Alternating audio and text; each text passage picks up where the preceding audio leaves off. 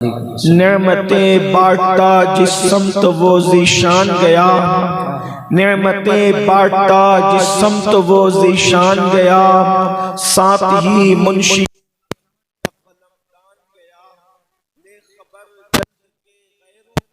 دھیان گیا، میرے مولا میرے آقا تیرے قربان گیا، آہ وہ آنکھ کے ناکام تمنا ہی رہی، ہائے وہ دل جو تیرے در سے پر ارمان گیا، دل ہے وہ دل جو تیری یاد سے معمور رہا، سر ہے وہ سر جو تیرے قدموں پہ قربان گیا، انہیں جانا انہیں مانا نہ رکھا غیر سے کام، انہیں جانا انہیں مانا نہ رکھا غیر سے کام، للہ الحمد میں دنیا سے مسلمان گیا۔ آج کی یہ محفل آپ کو بھی اور مجھے بھی بتا دیا گیا ہے کہ تحفظ ایمان کے حوالے سے انعقاد پذیر ہے۔ مجھ سے پیشتر آپ نے مجھ سے بہت بڑے علماء، خطبہ اور دانشوروں کو سماعت کر لیا ہے، اور میرے بعد بھی انشاءاللہ آپ اہل سنت کی ایک عظیم ہستی حضور قبلہ امیر سنی دعوت اسلامی کو سماعت کرنے کا شرف حاصل کریں گے۔ موسم بارش کا ہونے کے باوجود آپ سب کا اتنی بڑی تعداد میں شریک ہونا یقیناً آپ کے جذبات کی غمازی کرتا ہے۔ اللہ پاک کی بارگاہ میں دعا ہے کہ اللہ رب العزت شرکت اور جذباتی نعروں کے اس طاقت اور قوت کو ہمیں میدان عمل میں صرف کرنے کی توفیق عطا فرمائے۔ آمین آمین آمین ثم آمین۔ ایمان کیا ہے اور اس کا تحفظ کیا ہے، اس پر گفتگو کے لیے یہ محفل منعقد ہے۔ اگر مختصر میں یہ سمجھنے کی کوشش کی جائے کہ ایمان کیا ہے تو آپ کو پتہ ہونا چاہیے کہ ایمان ہی بنیاد ہے۔ دنیا میں سرخروئی اور آخرت میں نجات کی بنیاد ہی ایمان ہے۔ اگر ایمان ہے اور آپ کسی گمنام باپ کے بیٹے بھی ہیں تو بھی آپ کامیاب ہیں، اور اگر ایمان نہیں ہے اور اولاد پیغمبر بھی کہلائیں تو بھی جہنم آپ کا مقدر ہے۔ نوح علیہ السلام کے بیٹے کے متعلق قرآن نے یہی تو کہا کہ وہ کافروں کی صحبت میں رہ کر کافر ہو گیا، تو اللہ رب العزت نے اس کو خاندان ہی سے ختم کر دیا۔ لیس من اہلک فرما کر فرمایا کہ اب یہ آپ کی آل سے نہ رہا۔ اگر مائیں اور بہنیں موجود ہیں، میری بہنوں، اگر تمہارے پاس ایمان موجود ہے تو تم کسی مزدور کی بیوی بھی ہو تو بھی تم جنتی ہو، لکڑہارے کی بیوی ہو تو بھی تمہارے لیے عزت اور سرخروئی کا ذریعہ ہے، بلکہ اگر تم کسی فقیر اور بھیک منگے کی بیوی بھی ہو تو بھی تمہارے لیے آخرت میں نجات کا سامان ہے اگر ایمان ہے تو۔ اور اگر ایمان نہیں ہے تو لوط علیہ السلام کی بیوی بھی جہنم میں جا رہی ہے، ایک نوح علیہ السلام کی ایک بیوی بھی جہنم میں جا رہی ہے۔ اندازہ فرمائیں ایمان کتنی قیمتی شے ہے۔ اللہ اکبر، سارے نسب کی فضیلت بھی ایمان پر موقوف ہے، اعمال کی فضیلت بھی ایمان پر موقوف ہے۔ حضور محدث اعظم کے چوچوی رحمت اللہ علیہ فرماتے ہیں کہ فضل ایمان پہ ہے فضل نسب بھی موقوف، فضل ایمان پہ ہے فضل نسب بھی موقوف، بو لہب کو بھی لگا ہاتھ نہ تبت کے سوا۔ اللہ اکبر، ایمان اتنی قیمتی شے ہے۔ اب اگر ایمان ہی کو سمجھنا ہے، اندازہ فرمائیں ایمان نہیں ہے، نبی کا چچا کہلاتا ہے، قرآن اس کے جہنم میں جانے کا اعلان کر رہا ہے، ابو لہب کو۔ اللہ اکبر، اور ایمان ہے اللہ اللہ، رنگ پکا ہے، حبشی النسل ہے، ہونٹ موٹے ہیں، دانت بڑے ہیں، لیکن وہ بلال کے پاس ایمان اتنا مضبوط ہے کہ بڑے بڑے عربی زمین پر کھڑے نظر آتے ہیں، اور وہ حبشی کعبۃ اللہ خدا کی چھت پر نظر آتے ہیں۔ سبحان اللہ، سبحان اللہ۔ ایمان کتنی قیمتی شے ہے، اس لیے ہمارے یہاں ایمان کی اہمیت ہے، مگر ایمان کہتے کس کو ہے؟ اللہ اکبر۔ ایمان مضبوط یقین کو کہتے ہیں۔ جہاں شک ہوگا وہاں ایمان نہیں ہوگا، جہاں ایمان ہوگا وہاں شک نہیں ہوگا۔ اللہ اکبر۔ آج میری قوم کے لوگ بڑے نازک موڑ سے گزر رہے ہیں، بڑے نازک دروازے سے گزر رہے ہیں، بڑی نازک پگڈنڈیوں سے گزر رہے ہیں۔ انٹرنیٹ کا دور ہے، طرح طرح کی بولی بولنے والے خطبہ موجود ہیں، نابالغ محققین کی بھرمار ہے، جو کچھ کہہ دیتا ہے ہم متاثر ہو کر اسی کی بولی بولنے لگتے ہیں۔ کسی کی تقریر میں جو ہے وہ لچھے دار گفتگو میں سن لیا، حضور کو علم غیب نہیں، شک کا شکار ہو گئے۔ پھر علامہ مدثر جیسے لوگوں کی گفتگو سن لی، علم غیب ہے، کہاں یار علم غیب ہے؟ کبھی کہتا ہے کہ نہیں ہے، کبھی سوچتا ہے نہیں ہے، کبھی سوچتا ہے۔ یعنی کہ جلسہ بدلا، آپ کا ذہن بدلا، مقرر بدلا، آپ کا انداز بدلا، یہ ایمان نہیں ہے۔ اللہ اکبر۔ کسی نے کہہ دیا کہ اللہ کے رسول علیہ السلام کی ایک شان نورانیت بھی ہے، مان لیا۔ کسی نے کہہ دیا اپنی طرح بشر ہے، مان لیا، وہ بھی مان لیا۔ کسی نے کہا نبی زندہ ہے، وہ بھی مان لیا۔ کسی نے کہا مر کے مٹی میں مل گئے، وہ بھی مان لیا۔ اندازہ تو فرمائیں، بڑی معذرت کے ساتھ میں کوئی ڈانٹ ڈپٹ کرنے نہیں آیا، لیکن اتنا ضرور کہوں گا یار سیاسی لوگوں کے بھی تو کچھ موقف ہوتے ہیں، اس سے بھی تم ہلکے ہو گئے کہ تمہارا ذہن روزانہ بدلتا جا رہا ہے، ہر لمحہ بدلتا جا رہا ہے۔ یقین والے بنو، مضبوط یقین والے۔ مقرر اور مصنفین کی وجہ سے روزانہ ذہن نہ بدلے، اتنا یقین مضبوط کر لو حضور سب ہے اور حضور ہی سب کچھ ہے، اللہ کے بعد سب کچھ حضور ہے۔ یقین کتنا پختہ ہو، بولنے والا کوئی بھی ہو اس پر یقین نہیں کیا جائے گا، محبوب پر یقین کیا جائے گا۔ اگر کوئی حضور کی فضیلت بیان کرتا ہے تو ہمارا عقیدہ یہ ہونا چاہیے، بولنے والے تو چھوٹی بول رہا ہے، میرا محبوب تو اس سے بھی بڑا ہے۔ بولنے والے تو چھوٹی بول رہا ہے، میرا محبوب تو اس سے بھی بلند ہے۔ کیا لوگوں کو نہیں پتا؟ آج اللہ اکبر، نابالغ محققین کے کہنے پر لوگ حدیث کے نام پر حدیث کا قتل عام کر رہے ہیں۔ اے حدیث میں آ گیا ایسا ہے، حدیث سن کر کے ایسا ہے، یہ راوی یہ ہے اور وہ ہے۔ میں کہتا ہوں حدیث حسن ہے، صحیح ہے، حسن لغیرہ ہی ہے، لذات ہی ہے، شاذ ہے، غریب ہے، یہ سب اصطلاحات سے پبلک کو کیا لینا دینا؟ ہم تو نبی کے غلام ہیں، اور بخاری میں ہے، مسلم میں ہے، ترمذی میں ہے، ابن ماجہ میں ہے، مصنف میں، اس سے ہمیں کیا لینا؟ ہم بخاری کی وجہ سے نبی کو نہیں مانتے۔ واہ، علماء کی موجودگی میں یہ بات ذمہ داری سے کہہ رہا ہوں، ہمارا مسلک ہے امام بخاری کی وجہ سے نبی کو نہیں مانتے، امام مسلم کی وجہ سے نہیں نبی کو نہیں مانتے، نبی کی تعظیم کی وجہ سے بخاری اور مسلم کو اپنا امام مانتے ہیں۔ واہ، سبحان اللہ، سبحان اللہ، واہ۔ اس لیے نعرہ تکبیر، نعرہ رسالت، تحفظ ایمان کانفرنس، حضرت علامہ سید امین القادری صاحب، یہ مطالبہ مت کرو کہ یہ بخاری میں ہے تو مانیں گے ورنہ نہیں مانیں گے۔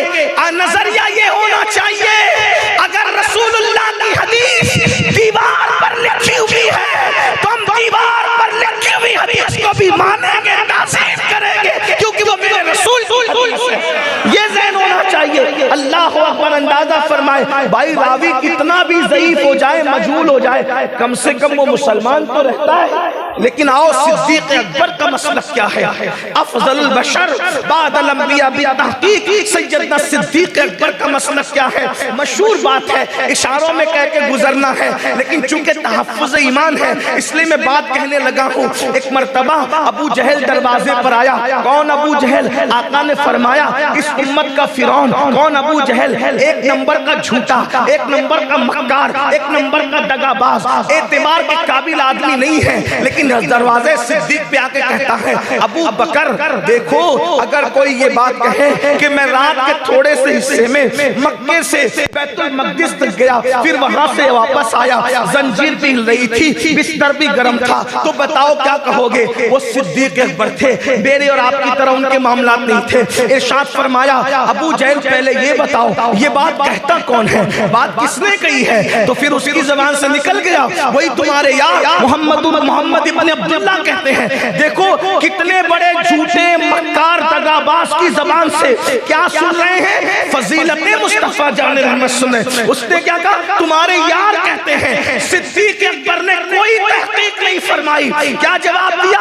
ابو جہل اگر واقعی وہ یہ بات کہتے ہیں یہ تو چھوٹی سی بات ہے، اس سے بڑی بھی کہیں گے تو میں ماننے کے لیے تیار ہوں۔ سبحان اللہ سبحان اللہ۔ دیکھو ایسے اتنا پختہ یقین ہوتا ہے تب ایمان ہوتا ہے، اور ایمان یہ جنت میں لے کر کے جن کا یوٹیوب پر بار بار ایمان تبدیل ہوتا ہے وہ لوگ کیا ان جنت میں جائیں گے؟ اس لیے یقین پختہ کرو، مضبوط کرو یقین کو۔ اللہ اکبر، آقا علیہ السلام کی شان کو مانو، ان کی عظمت کو مانو، یہ تو ایمان کے متعلق بات ہوئی۔ پختہ یقین ایمان۔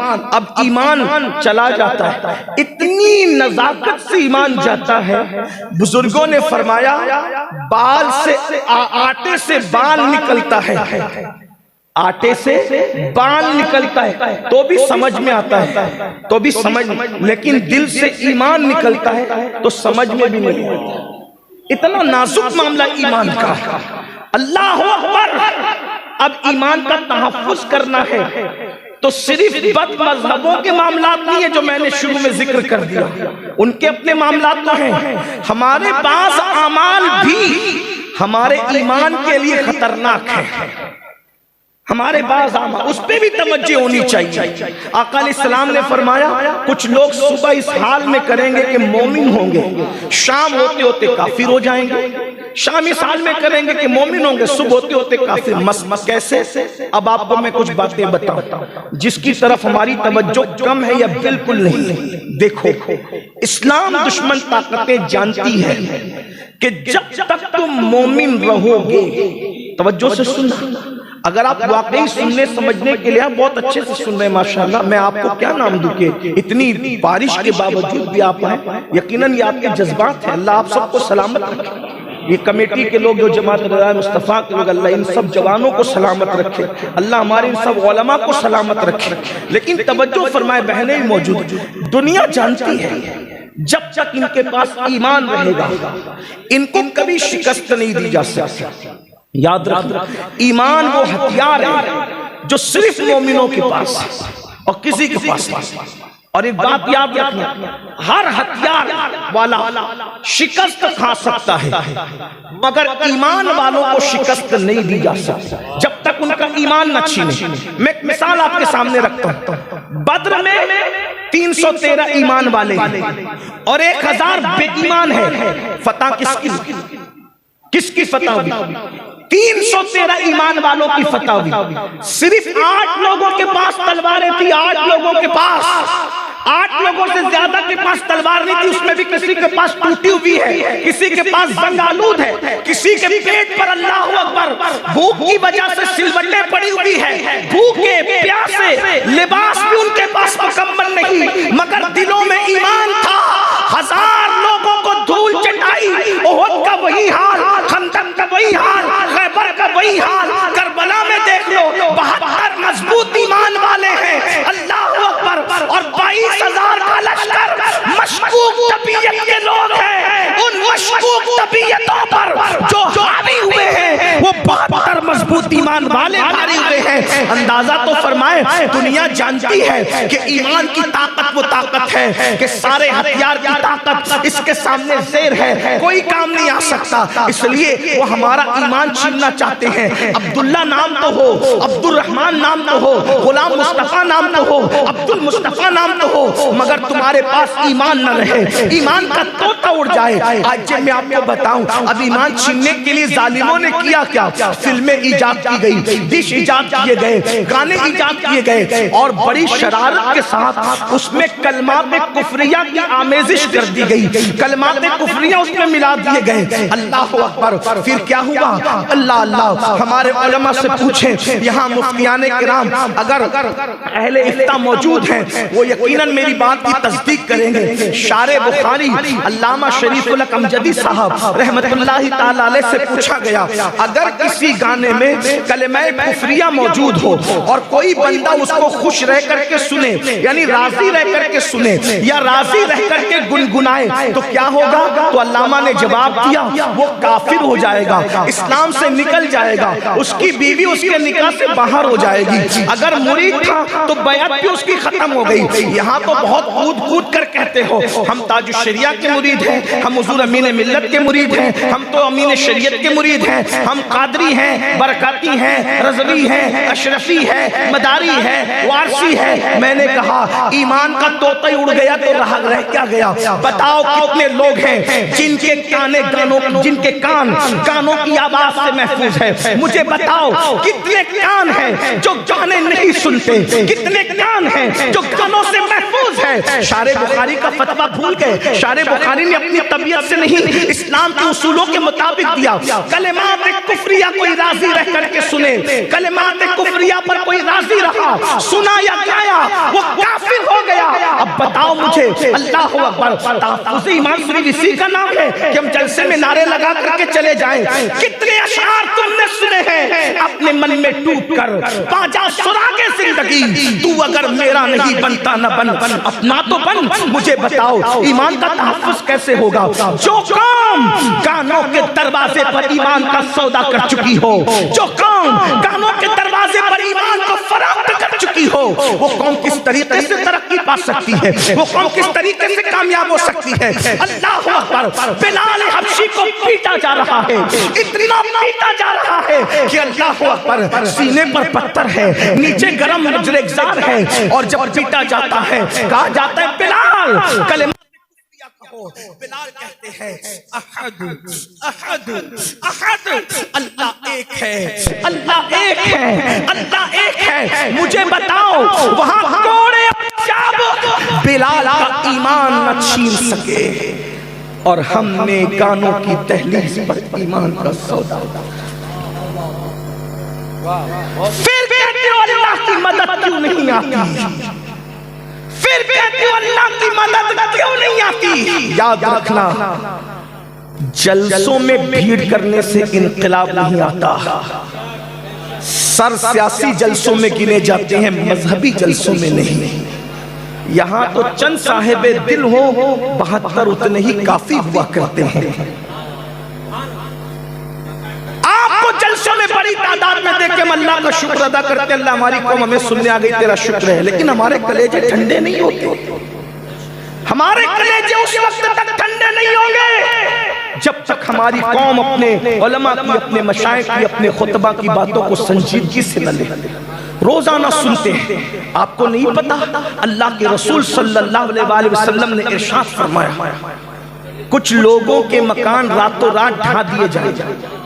آپ کی توجہ چاہیے، جو رہنے دیجئے جیسا تھوڑی دیر سن لے، بعد میں سب سے تھوڑی توجہ، بہت اچھے سن لیں، تھوڑی دیر۔ میں کوئی خطیب نہیں ہوں، صرف اپنے دل کا دکھڑا لے کر آئے اس کو سن لیں، اتنی سی بات، یعنی یہ سمجھ لے کہ اپنے دل کا درد ہے میرے پاس، اور کچھ کوئی بات نہیں، نہ میں کوئی محقق ہوں نہ کوئی خطیب، صرف دل کا درد ہے، وہ بھی آپ کے دل کے دروازے کو ڈھیلنا چاہتا ہوں، توجہ سے سن۔ اللہ کے رسول علیہ السلام فرماتے ہیں کچھ لوگوں کے گھر راتوں رات ڈھا دیے جائیں۔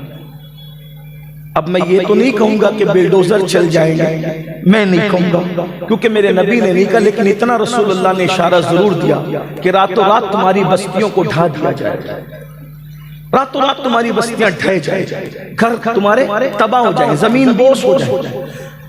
بہت ساری حدیثوں کو کبھی ایسا ہوا کہ لوگوں نے سمجھا ہی نہیں، کبھی کوئی زمانہ آیا تو دیکھنے کے بعد پتا چلا کہ ہم سمجھ کچھ رہے تھے اور یہ ہے۔ اس کی وجہ یہ ہے کہ یہ حضور کی حدیث ہے۔ ایک بات اچھی طرح یاد رکھنا، حضور علیہ السلام کا کلام ہر دن نیا ہے، اور اتنا نیا ہے کہ جو جس نگاہ سے دیکھے اس کو وہ سارے انوار اور تجلیات ملتی نظر آتی. بھائیو وہ سید الفصحاء ہے، فصحاء، سید الفصحاء، فصحاء کے سردار ہیں. اور ان کے آگے عرب کے فصحاء کی کیفیت کو میرے امام یوں بیان کرتے ہیں، فصحاء عرب کے بڑے بڑے تیرے آگے یوں ہے دبے لچے، کوئی جانے منہ میں زبان نہیں بلکہ جسم میں جان نہیں. جب وہ جانے کائنات کلام کرتے ہیں تو بڑے بڑے فصحاء کی کیفیت یہ ہوتی ہے کہ وہ سر کا اشارہ کرنا بھی بھول جاتے ہیں. ان کی فصاحت و بلاغت کا عالم یہ ہے. اللہ اکبر، کیونکہ وہ اپنی مرضی سے کبھی کلام کرتے ہی نہیں، زبان ان کی ہوتی ہے، کلام خداوند قدوس کا ہوتا ہے. کیا فرمایا؟ راتوں رات تمہارے مکان ڈھا دیے جائیں گے. میں سمجھتا ہوں کہ ہر محدث نے اپنے دور میں الگ الگ تشریح کی ہوگی، لیکن ہندوستان میں اس کی تشریح کو آنکھ سے دیکھ سکتے ہو. راتوں رات تمہارے مکان ڈھا دیے جائیں گے. صحابہ کرام نے اس کی یا رسول اللہ اس کی وجہ فرمایا 2 گناہ ہوں گے. ایک تو یہ کہ جو لوگ رات کو شراب پیئیں گے اور میوزک اور گانے سنیں گے، اس کی نحوست سے راتوں رات ان کے مکان ڈھا دیے جائیں. بھائیو یہ جو لوگ جو ڈھاتے ہیں نا، یہ کٹ پتلی ہے. اللہ کی مرضی کے بغیر پتہ نہیں ہلتا. اللہ رب العزت کی تلوار خود ظاہری طور پر کسی کو سزا دینے نہیں آتی، بلکہ قدرت کسی نہ کسی کو مسلط کرتا ہے. کبھی ہلاکو کو، کبھی چنگیز خان کو، کبھی کسی کو، کبھی کسی کو، کبھی کسی کو، کبھی کلمہ پڑھنے والے کو، کبھی منکرین اسلام کو. مگر یاد رکھنا، جب بھی کوئی جرم کرتا ہے اس کے جرم کی سزا اس کو مل کے رہتی ہے. اللہ کے رسول علیہ السلام فرماتے ہیں البر لا یبلا والذنب لا ینسا والدیان لا یموت اعمل ما شئت کما تدین تدان. آقا ارشاد فرماتے ہیں نیکی کبھی پرانی نہیں ہوتی. ایک بات میں اپنے علماء کے سامنے سبق سنانے کی نیت سے عرض کروں، اگر کافر بھی نیکی کرے اللہ اس کی نیکی کا صلہ اس کو بھی دیتا ہے. اگرچہ دنیا ہی میں دیتا ہے مگر دیتا ہے، آخرت میں نہ دے یہ اس کا عدل ہے، اس کی شان ہے. لیکن کافر کو بھی اس کی نیکی کا صلہ عمر کی درازی کی شکل میں، راحت کی شکل میں، روزی کی شکل میں صلہ ملتا ہے. البر لا یبلا، نیکی کبھی پرانی نہیں ہوتی. والذنب لا ینسا، اور گناہ کبھی بلایا نہیں جا سکتا. اگر معصوم سے بھی اجتہادی غلطی ہو جائے تو اللہ رب العزت کسی نہ کسی انداز میں اس پر بھی وہ اپنی شان کے مطابق شفقتوں والا پیار بھرا عتاب ضرور فرماتا ہے. اس لیے کہ وہ بہت غیور ہے، بہت غیور ہے. کسی سے بھی گناہ ہو جائے گناہ کی سزا اس کو مل کے، اتنی سی بھی سزا ملے گی کہ اس کا چراغ گل ہو جائے گا مگر اس کو سزا ملے گی. اس کو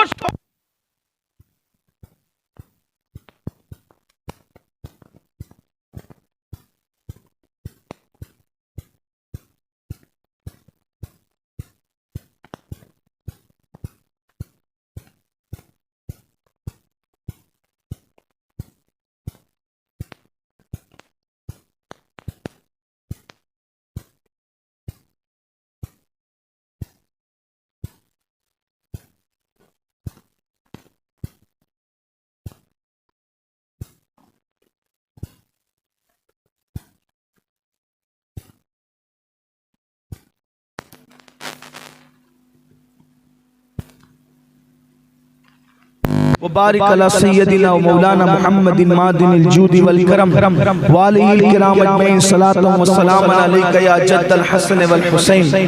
چراغ کے گل ہونے کی شکل میں، کھلی آنے کی شکل میں، آنکھ پھڑکنے کی شکل میں، درد سر کی شکل میں، بیماری کی شکل میں، کسی نہ کسی شکل میں اس کے گناہ کی سزا اس کو مل کر رہے گی. اس کی سوال اگر ٹائر بھی جو ہے وہ پنچر ہو جائے یہ بھی کسی نہ کسی گناہ کی وجہ سے. بہت خوبصورت کپڑا پہنا، بہت خوبصورت، اگر اس کو چائے کا داغ لگ گیا تو وہ بھی کسی گناہ کی وجہ سے لگتا ہے. یعنی اگر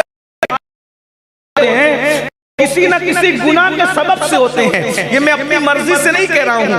حضرت داتا صاحب علی حجویری رحمت اللہ علیہ فرماتے ہیں ہم اپنے مرشد کے ساتھ بارش کے موسم میں چل رہے تھے تو ہم نے دیکھا کہ مرشد آگے آگے تھے, ہم پیچھے پیچھے تھے. ہمارے جوتے اور ہمارے کپڑے کیچڑ میں بھر گئے, مرشد کے کپڑے نہیں بھرے. ہم نے کہا راستہ ایک ہی تھا, ہم آلودہ ہو گئے, آپ کیوں نہیں؟ فرمایا بیٹا اگر انسان گناہ کرنا بند سے بچا لیتا ہے. اللہ اندازہ فرمائے گناہ وہ ہے اور نیکی کی برکت وہ ہے. اللہ اندازہ فرمائے. اور نیکی کی برکت کیسے ملتی ہے؟ میں ایک بات مجھے بہت خوبصورت یاد آئی. کربلا کے ایام چل رہے ہیں. یزد جرد کی جو ہے وہ 3 بیٹیاں قیدی بنا کر کے مسجد نبوی کے اندر لائی گئی. اللہ اکبر. جب وہ آئیں تو ان کو دیکھ کر فاروق اعظم نے کہا یہ سونے سے لدی ہوئی خوبصورت لڑکیاں کس کی ہے؟ کسی نے کہا نوشیروان کی پوتیاں جرد کی بیٹیاں لگتی ہیں. آپ نے فرمایا لے جاؤ انہیں. مولانا نے فرمایا کہ امیر المومنین یہ بڑے گھرانے کی ظاہری بڑے گھرانے کی بیٹیاں ہیں تو ایک کام کرتے ہیں. اسلام یہ کہتا ہے کہ دنیاوی جس کی عزت ہو اس کی عزت کا خیال رکھا جائے. تو ہم لوگ ان کو ایک کام کرتے ہیں, ایک کو ابو بکر صدیق کی بہو بنا دیتے ہیں, ایک کو عمر ابن خطاب کی بہو بنا دیتے ہیں, اور ایک کو میں اپنی خود کی بہو بنا لیتا ہوں. اور پھر مشورہ پسند آیا تو کیا ہوا؟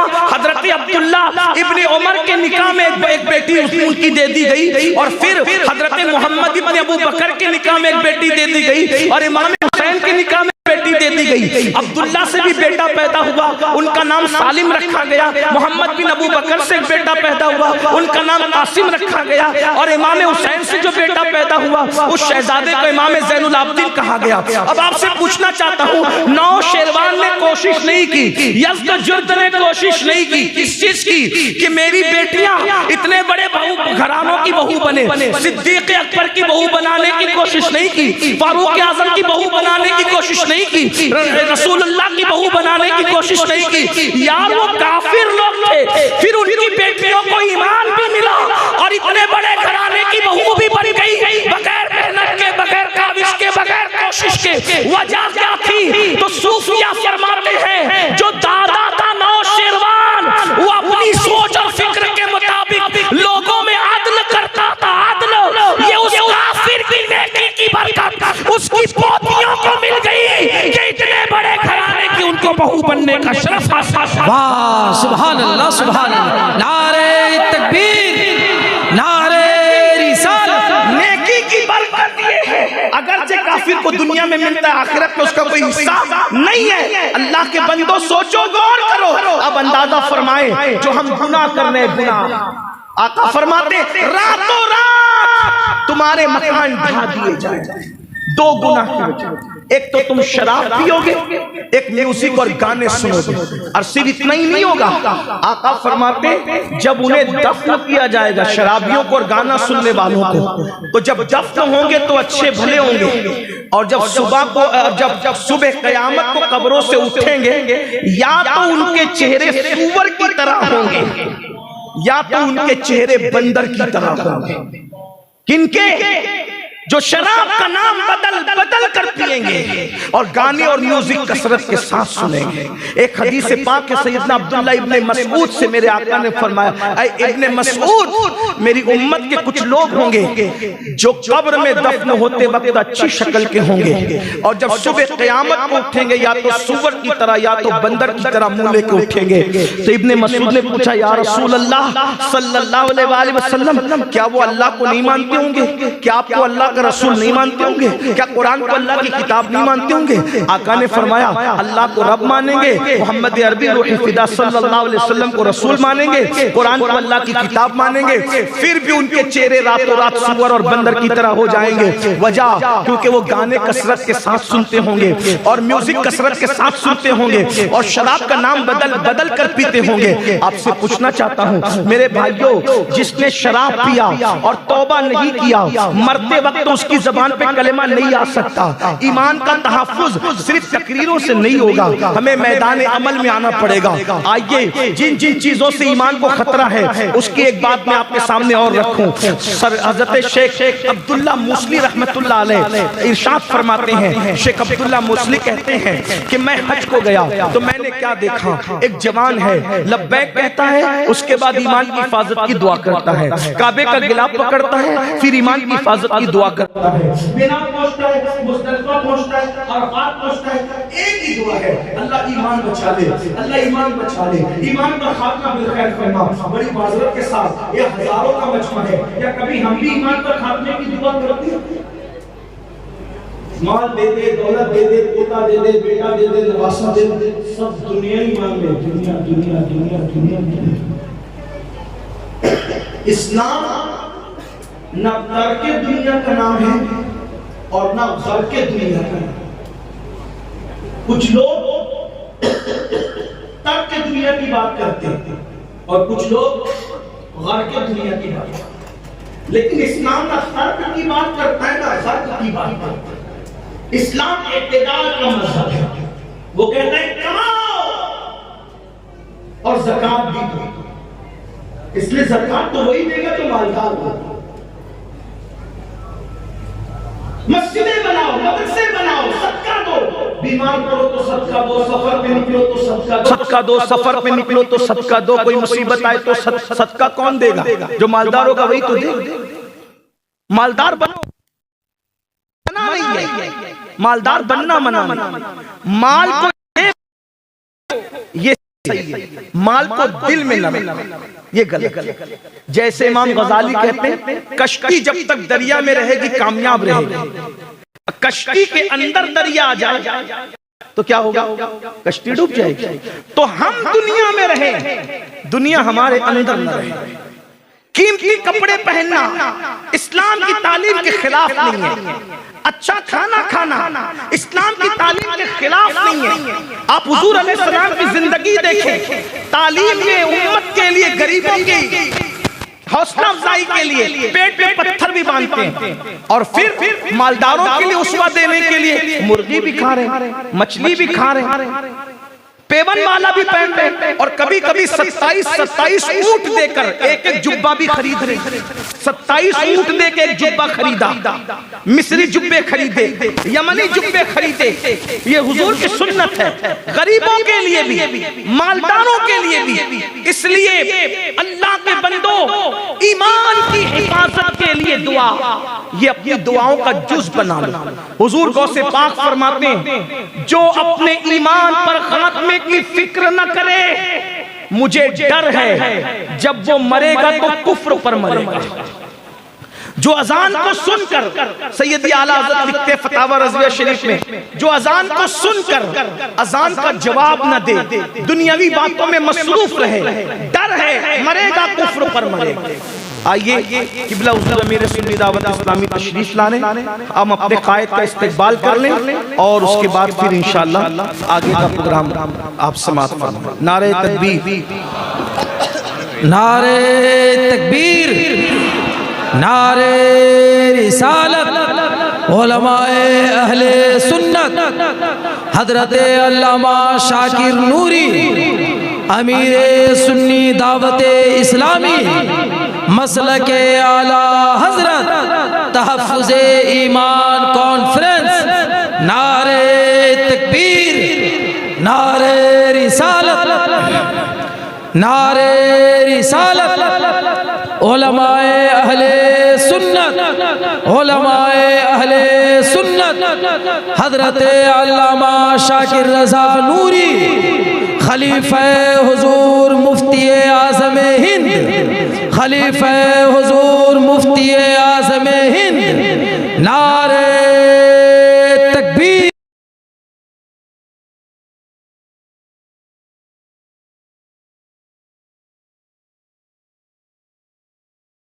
گفتگو کو سن کر ہزاروں لوگوں کی زندگیوں میں انقلاب پیدا ہوا۔ بہترین نعت و شاعر بھی ہے، ایک بہترین مفکر بھی ہے، موٹیویشنل اسپیکر بھی ہے، اور ماشاءاللہ صوفیہ سے مستفیض اور ان کے افکار اور نظریات کے بہترین علمبردار بھی ہیں. تو حضرت تشریف لا چکے ہیں اور جب حضرت آتے ہیں تو میں اپنی گفتگو کو سمیٹ لیتا ہوں. یوں بھی حضرت کو فلائٹ پکڑنی ہے مجھے بھی، تو میں اپنی گفتگو کو یہیں پر مکمل کر رہا ہوں.